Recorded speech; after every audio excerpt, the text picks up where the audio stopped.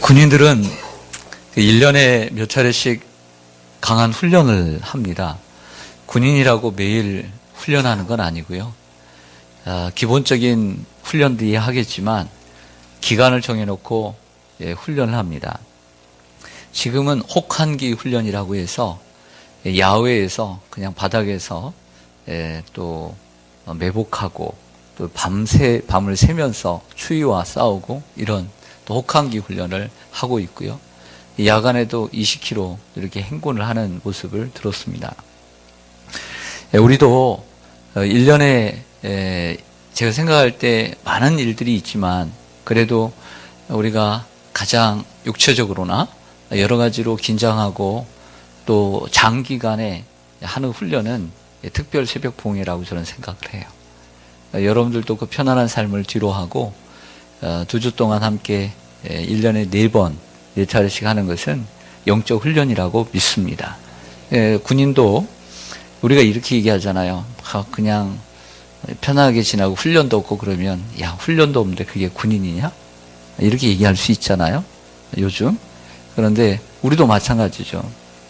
우리도 이런 훈련이 없으면 안 됩니다. 그래서 성경은 우리를 그리스도의 군사라 이렇게 얘기를 하죠. 군사는 그리스도의 부름을 받고 또 고난을 함께 받아야 되는 사람이 아닌가 생각합니다. 이제 날씨가 점점 추워지고 있습니다.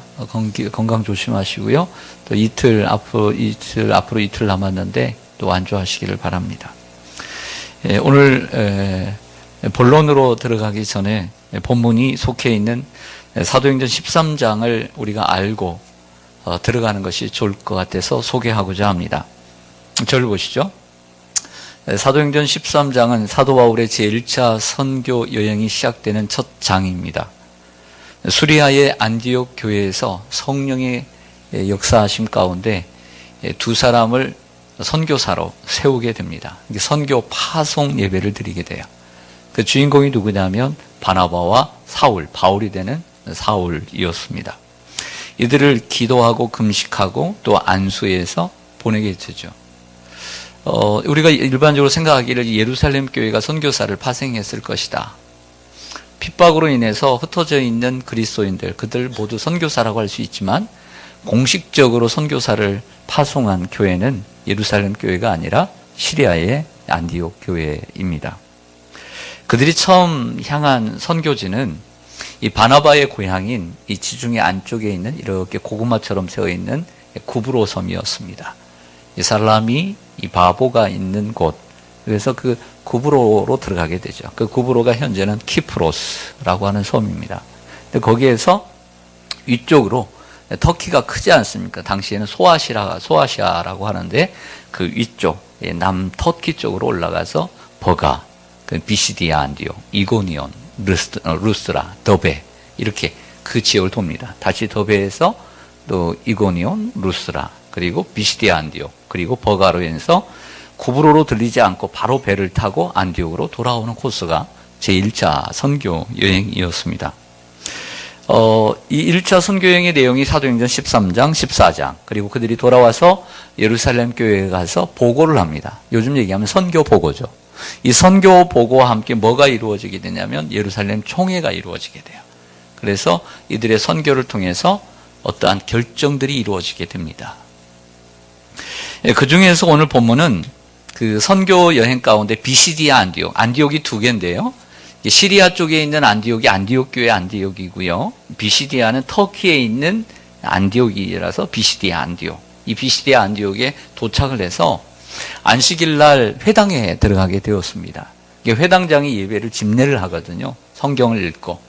거의 끝나갈 즈음에 한 낯선 사람들이 있어서 새로운 사람들에게 이제 혹이라도 백성들에게 권할 말이 있느냐. 회당장이 시키면 마음대로 시키면 되는 거거든요. 안 시키면 절대 할 수가 없습니다.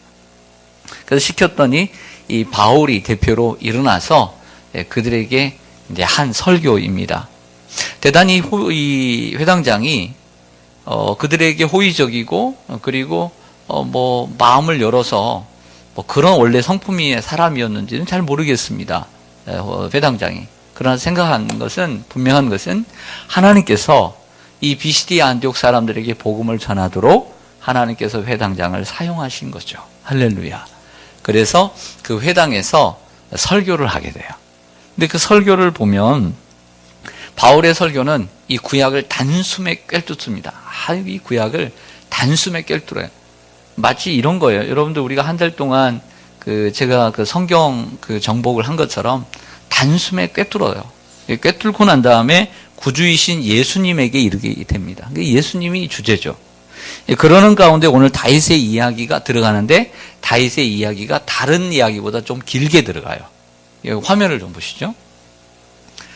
사도행전 13장 21절에 오면 그 후에 그들이 왕을 구하거늘 하나님이 베냐민 지파 사람 기스의 아들 사울을 40년간 주셨다가 패하시고 다윗을 왕으로 세우시고 증언하여 이르시되 내가 이새의 아들 다윗을 만나니 내 마음에 맞는 사람이라 내 뜻을 다 이루리라 하시더니 아멘. 따라서 하겠습니다. 아멘. 오늘 본문 속에서 이제 다시 복음이 있는 사도행전 13장으로 넘어갈게요. 이 본문이 기록되어 있는 사울왕, 통일왕국의 초대왕인 사울왕이 어쩌다 그의 아들 요나단과 함께 3,000명을 데리고 블레셋과 어떻게 전쟁을 하려고 했던지 큰 싸움이 되어버렸어요. 그래서 블레셋에는 수만 명이 이제 쳐들어오게 되었습니다. 그런데 숫자적으로 너무 열세에 있다 보니 백성들이 겁을 먹고 질에 흩어지게 되었어요. 산으로 굴로 다 숨게 되었습니다. 이때 이스라엘의 마지막 사사요 존경받는 선지자 사무엘이 이 사울왕에게 오기로 한 날짜가 7일이었는데 일주일이 돼도 오질 않은 거예요. 누가 조급하겠어요?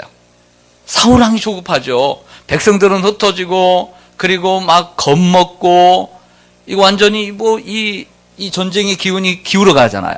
그러니까 겁먹은 사람은 또 초조한 사람은 사울이라.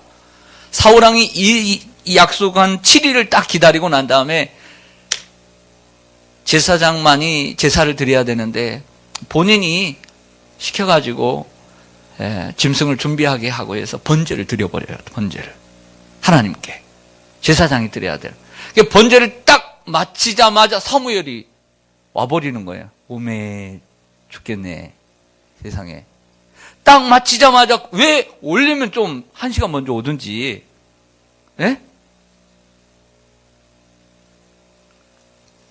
아니면 며칠 후에 오든지 성경에 그렇게 나와 있어요. 어쩔 수 없이 백성들의 마음을 격려하기 위해 제사장만이 드릴 수 있는 번제를 자신이 드렸던 것이죠. 그런데 번제를 마치자마자 사무엘이 와요. 왜 그때 오는지 모르겠어요. 사울의 입장에서. 사울은 날벼락인 거예요. 날벼락. 이런 걸 날벼락. 사무엘 선지자가 왕에게 이렇게 얘기합니다. 뭔가를 한 것 같으니까 왕이 무슨 일을 했습니까? 라고 묻자 변명을 합니다. 부득이하게 번제를 드렸습니다. 성경을 보니까 어쩔 수 없이 부득이하게 이렇게 나와요. 부득이하게. 여러분 주회를 하면서 어쩔 수 없이 부득이하게 이런 일을 하지 말기를 바랍니다. 후회스러운 일을 만들지 마세요. 대단히 중요합니다. 별것도 아닌 일 같죠. 그까짓 거 뭐 누가 드리면 어때요? 그런데 사무엘은 이렇게 얘기합니다. 왕이 망령되이 행했다. 한마디로 망령 걸렸다 이거예요. 만약 말씀을 지켰다면 왕의 나라가 영원했을 것이다. 별것도 아닌 일 같지만 그 별것도 아닌 일 가지고 완전히 망령되이 행했고 만약 이거 별것도 아닌 일 같지만 이거 잘 지켰으면 왕의 나라가 영원했을 것입니다. 이렇게 얘기를 하더라고요. 성경을 보니까. 뭐 그게 대단한 일이라고. 그러나 그렇지 않죠. 대단히 중요한 일이라는 거예요. 그러면서 사무엘이 하는 말씀이 오늘 바울이 인용한 말씀입니다. 화면을 보시죠. 사무엘상 13장 14절입니다. 지금은 왕의 나라가 길지 못할 것이라 여호와께서 왕에게 명령하신 바를 왕이 지키지 아니하였으므로 여호와께서 그의 마음에 맞는 사람을 구하여 여호와께서 그를 그의 백성의 지도자로 삼으셨느니라 하고 아멘. 그래서 오늘 비시디 안디옥에서 행한 바울의 설교는 바로 이 사무엘상 13장 14절의 말씀을 그대로 인용한 것이라는 거죠. 성도 여러분, 주의 일을 할 때 사울왕처럼 하지 마시길 바랍니다. 왜 대답을 안 하세요? 기도보다 앞서지 마시고 성령보다 앞서지 마시고 말씀보다 앞서지 마시기 바랍니다. 자, 이 말은 하나님 말씀과 기도와 성령보다 여러분 생각이 앞서지 말라는 거예요. 환경에 앞서지 말라는 거예요. 어쩔 수 없이 부득이하게 했다는 말, 후회스러운 말 하지 않도록 유의하시기를 바랍니다. 그렇게 해서 선택된 사람이 누구예요? 다윗. 그렇죠. 이대왕 다윗입니다. 오늘 다윗의 이야기 하려고 그래요. 다윗이 왜 하나님의 마음에 맞는 사람, 그전 성경에는 하나님의 마음에 합한 사람이 되었을까? 궁금하지 않으세요? 왜 그 수많은 사람들 가운데 하나님께서 다윗을 선택하셔서 하나님의 마음에 맞는 그릇으로 다윗을 선택하셨을까? 궁금하지 않으세요?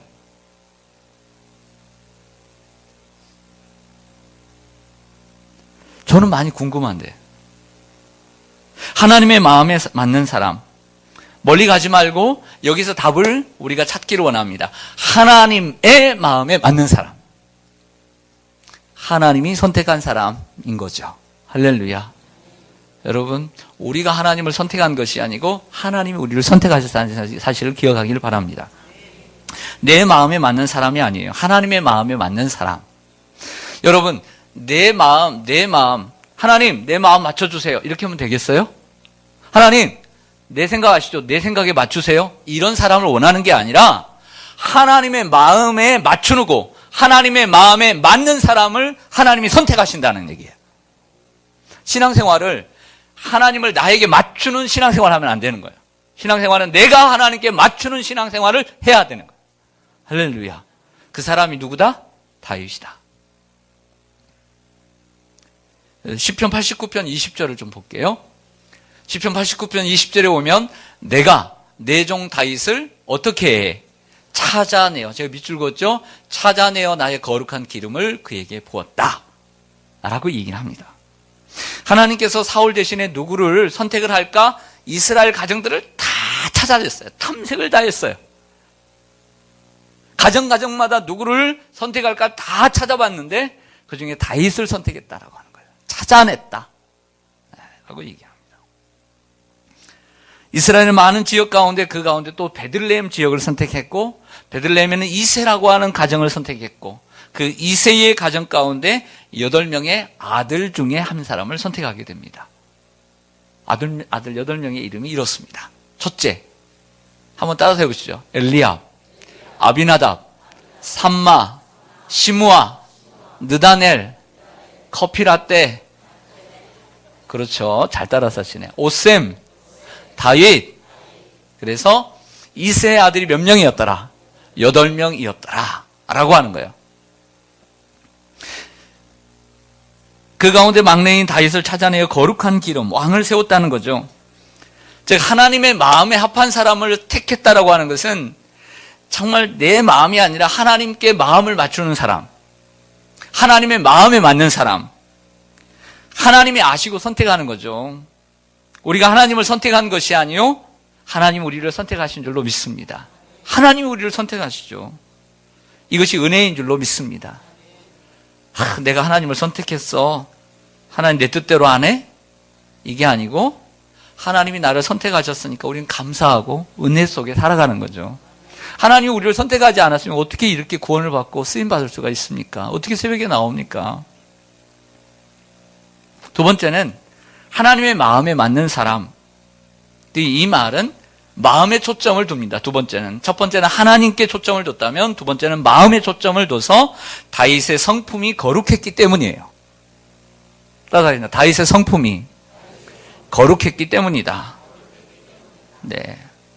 저는 일부러 성품을 제가 일부러 집어넣은 게 아니라 유명한 매튜엘리라고 하는 훌륭한 주석가가 있습니다. 이 매튜엘리 주석가가 이 마음을 어떻게 표현을 하냐면 성품으로 표현을 했더라고요. 내가 기가 막혔어요. 하나님께서 다윗의 마음이 정말 거룩했기 때문이다 이렇게 표현하면 되는 것을 매튜엘리라고 하는 사람은 다윗의 성품이 하나님이 기뻐하시는 하나님의 형상을 가지고 있는 그 성품이 되었기 때문이다. 이렇게 얘기를 하고 있더라고요. 사무엘이 사울왕 대신에 새로운 왕을 세우기 위해 사울왕이 알면 안 되잖아요. 그래서 몰래 베들레헴 이새의 집에 갔습니다.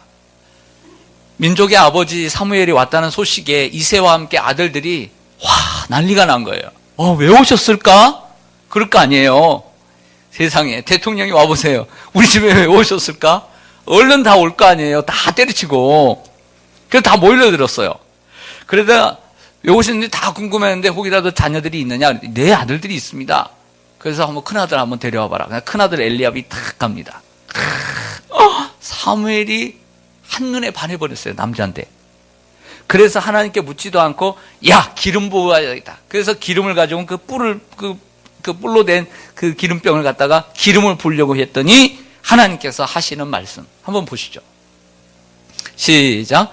그의 용모와 키를 보지 말라. 내가 이미 그를 버렸노라. 내가 보는 것은 사람과 같지 아니하니 사람은 외모를 보거니와 나 여호와는 중심을 보느니라. 아멘. 그런데 제가 두 군데를 밑줄을 그었습니다. 나 여호와는 중심을 보느니라. 잘하는 말씀이죠. 이것은 우리가 너무나 잘 알아요. 근데 이것도 기억해야 돼요. 이것은 다윗에 대한 얘기지만 내가 이미 그를 버렸다.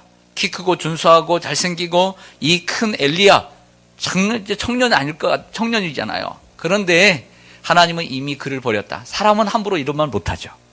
사람은 함부로 이런 말 못하지만 하나님은 하실 수 있어요. 왜? 그 마음을 아니까. 그 마음을 보시니까. 이미 버렸다. 과거예요. 딱 보시고 아니라는 거죠. 성품이 안 된 사람 딱 아니라는 거예요. 하나님은 이런 말을 하실 수 있어요. 사람은 몰라도. 왜? 사람은 중심을 모르니까.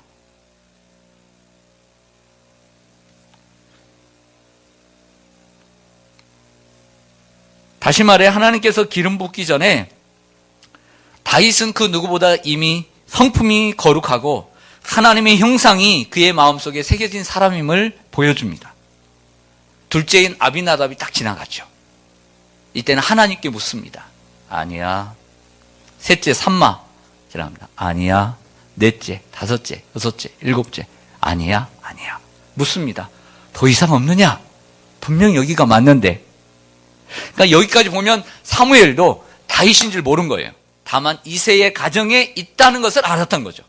거기까지만 하나님이 가르쳐 주셨던 거죠. 없느냐 그랬더니 그때 다 생각납니다.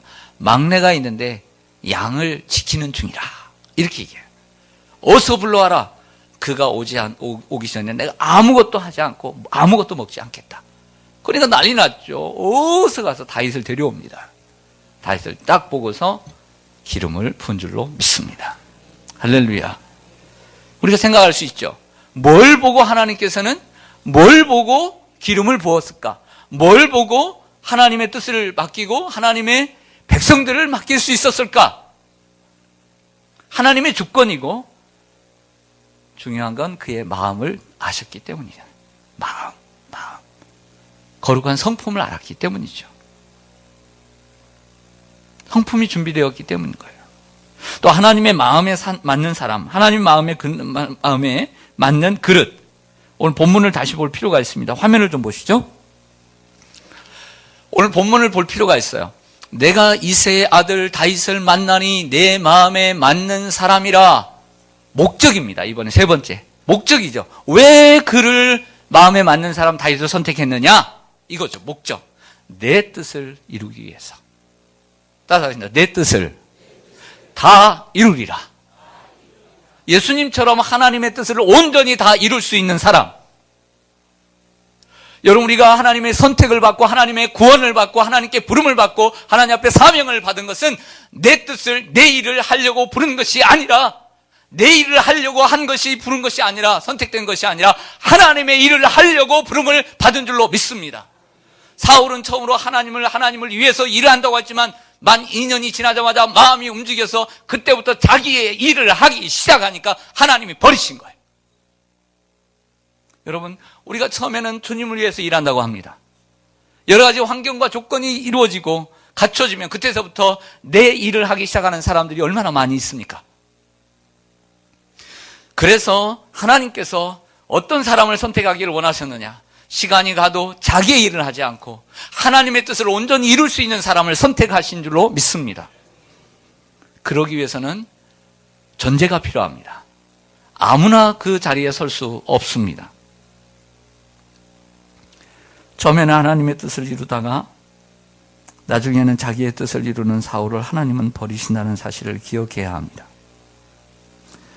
우리 주 예수님은 자신의 뜻을 이 땅에 펼치기 위해서 오신 것이 아니라 하나님 아버지의 뜻을 온전히 펼치시려고 온전한 순종을 이루시고 십자가에 죽으셔서 그 뜻을 다 행하신 줄 믿습니다. 아버지여 내 뜻대로 하지 마옵시고 아버지의 뜻대로 하여 주옵소서. 이게 바로 하나님의 마음에 맞는 사람이라는 거예요. 하나님께서 다윗을 선택하신 이유도 그렇습니다. 사울처럼 변질되어서 자기를 위해 살지 않고 끝까지 하나님의 뜻을 이루기 위해 살 수 있는 사람이라고 하나님이 보셨던 것이죠. 그 하나님의 뜻을 이루기 위해 그는 원하고 바라고 간절히 기도했습니다. 그리고 기도할 뿐만 아니라 그 행위가 하나님 앞에 거룩하고 하나님의 지시를 다 따를 만한 사람이 바로 다윗이라고 하나님이 여기셨던 것이죠.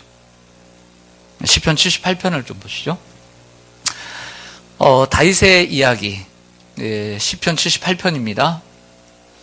다윗의 이야기 가운데 또 여러 다윗의 시편들이 많지만 그래도 이 시편은 다윗이 직접 쓴 시편은 아닙니다. 근데 너무나 다윗을 생각하면 매료되는 귀한 본문이죠.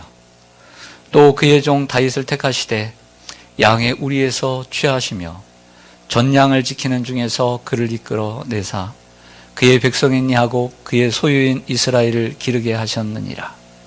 이에 그가 그들을 자기 마음의 완전함으로 기르고 그의 손의 능숙함으로 그들을 지도하였도다.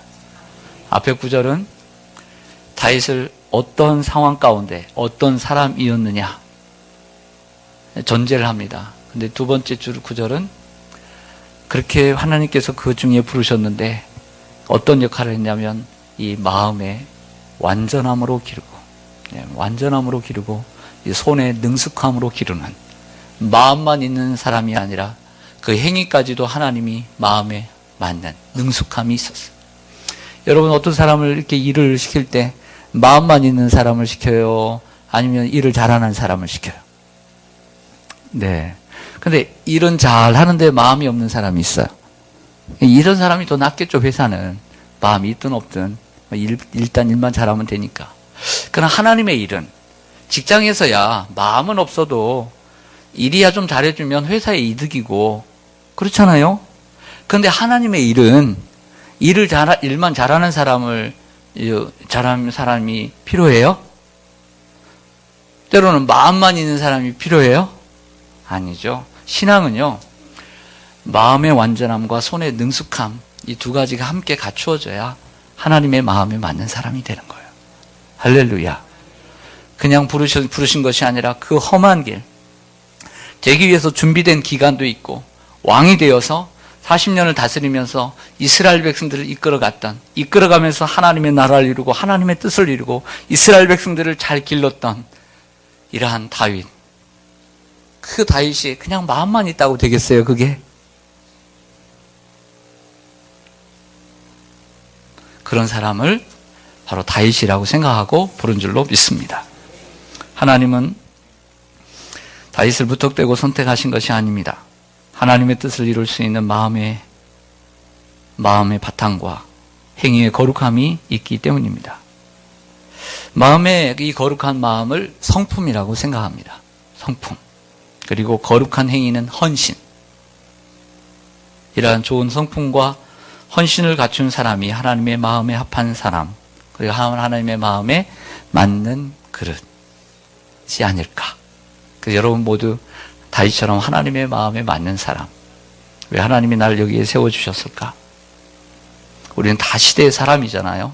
이 시대의 하나님 마음에 맞는 사람, 이 시대에 쓰이는 사람, 하나님, 그런 사람 부족합니다. 알지만 주님 내가 여기 있습니다. 그래도 하나님 나를 사용하여 주시옵소서.